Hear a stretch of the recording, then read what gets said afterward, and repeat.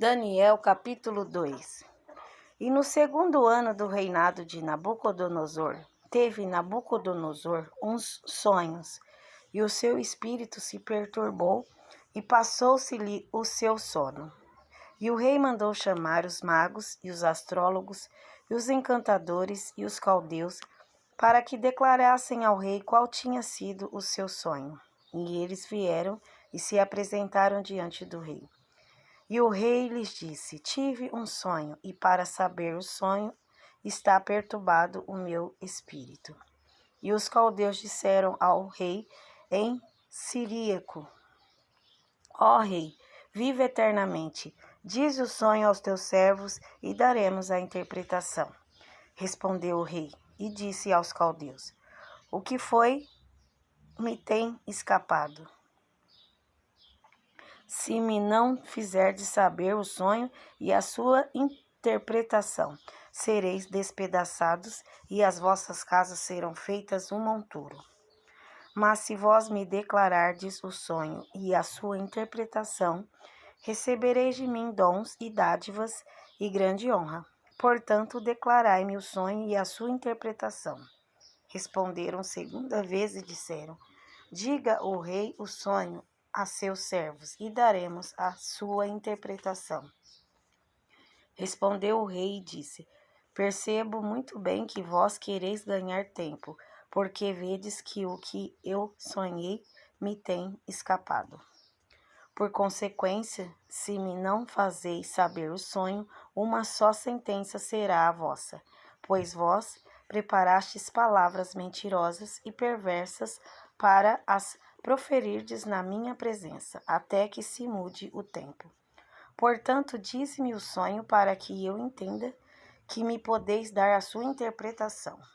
Responderam os caldeus na presença do rei e disseram: Não há ninguém sobre a terra que possa declarar palavra ao rei, pois nenhum rei há, senhor ou dominador, que requeira coisa semelhante de algum mago, ou astrólogo, ou caldeu.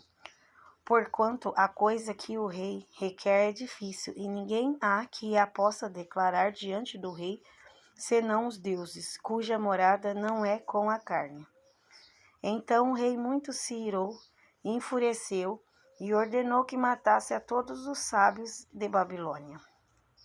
E saiu o decreto segundo o qual deviam ser mortos os sábios, e buscaram a Daniel e aos seus companheiros para que fossem mortos.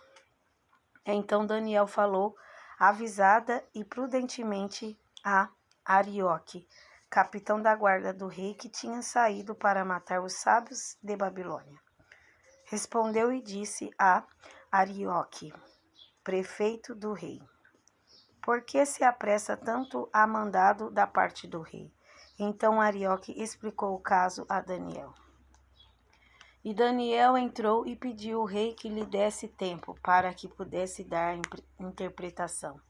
Então Daniel foi para a sua casa e fez saber o caso a Ananias, Misael e Azarias, seus companheiros, para que pedissem misericórdia ao Deus do céu sobre este segredo, a fim de que Daniel e seus companheiros não perecessem com o resto dos sábios de Babilônia.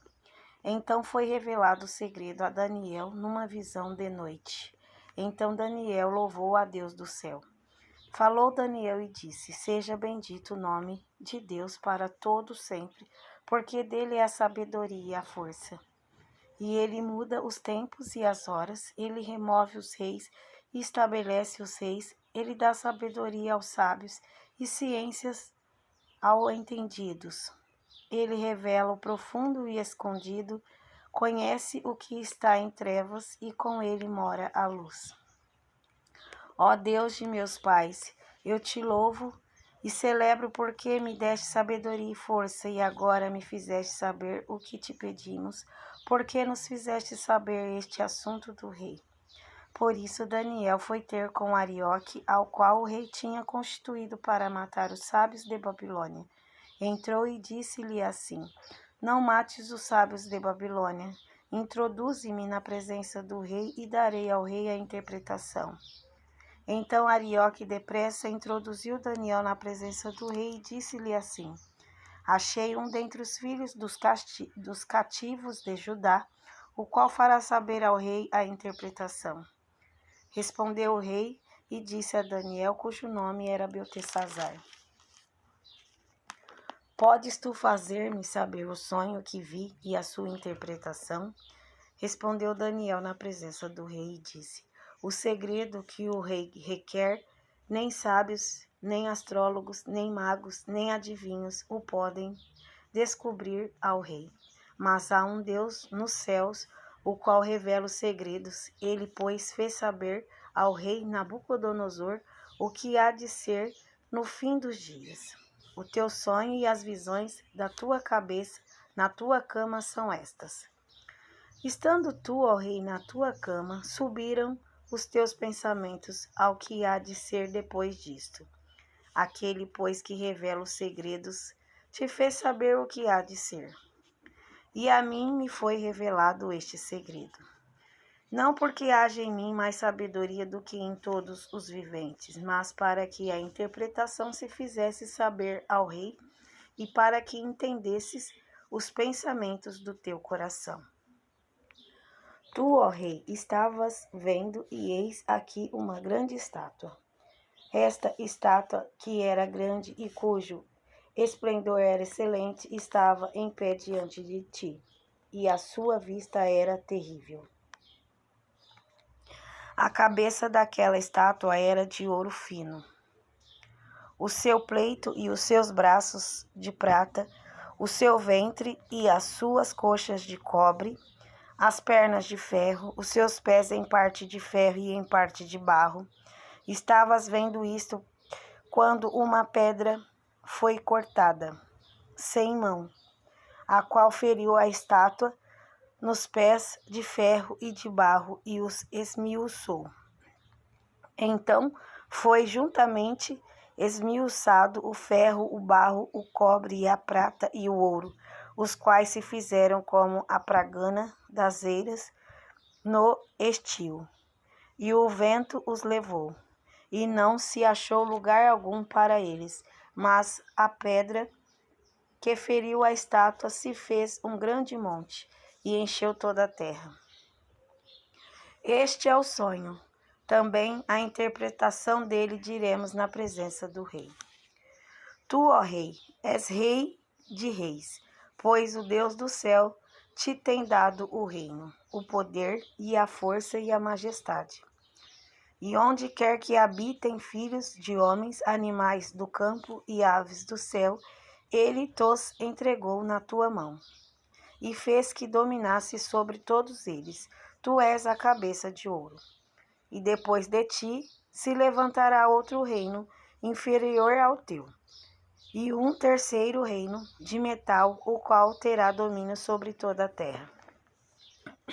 E o quarto reino será forte como o ferro, pois como o ferro esmiuça e quebra tudo, como o ferro quebra todas as coisas, ele esmiuçará e quebrantará.